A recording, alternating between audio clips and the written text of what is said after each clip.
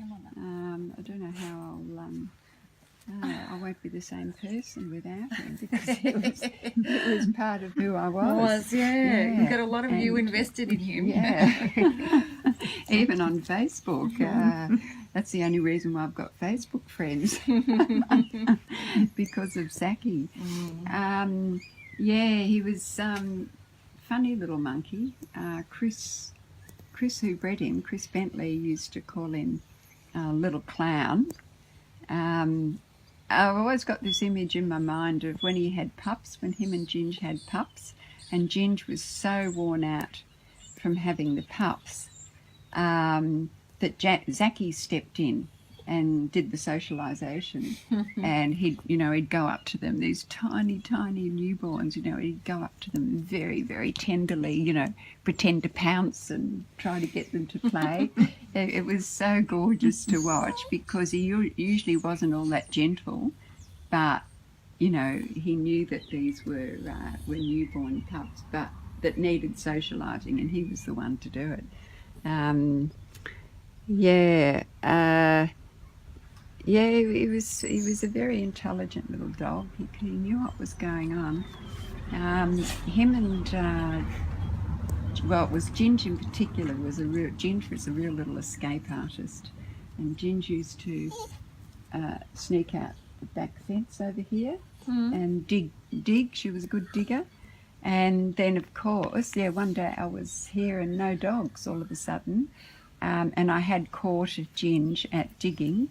And so she was the ringleader. She'd dug the hole, and then Zacky and Winkles had both gone through. And over the back, I thought, oh my God, they're going to go down to Foster Street and they'll be skedaddled. So I raced around the block, and there they were coming down the driveway of the house in Barclay Street. And anyway, that was all right. I plugged the holes up, or so I thought. I used to work at Monash, so I wouldn't get home till after 5. And luckily I didn't go visiting. I came directly home this particular night, pulled in here, and here's the 3 little darlings waiting for me at the gate. God, that was lucky, so they'd wasn't obviously gone over the back fence again, but instead of turning right and going down to Foster Street, they came home here. He was. It was a very demanding dog. I remember when I'd go overseas, I'd leave him at the kennels with the other 2, and I remember the woman at the kennels saying, "Why do you let him push in? He'd be the one to push in up front to be the one that was going to get the attention." And Chris used to say the same. I remember on the video she says, "He's got 4 legs," because he was trying to get me to pick him up. He was crying the whole time we were there because he was worried I was going to leave him again. Actually, he wasn't my dog. He was, before I got him, he was given to someone else, and they were the story is that they were farmers, and they were worried that he was going to get run over by a milk truck. So they gave him back to Chris, and then Chris sent him down to me with Susan. And when he arrived, I thought, oh, gee, he looks a bit big, because Ginge was this tiny little girl. And I thought, oh, gee, he looks a bit big. And I remember phoning Chris and saying, is he going to grow much bigger? But she's probably thinking, oh, how ungrateful can you be? So I sort of had second thoughts. But, yeah, of course, he turned out to be an absolute little darling.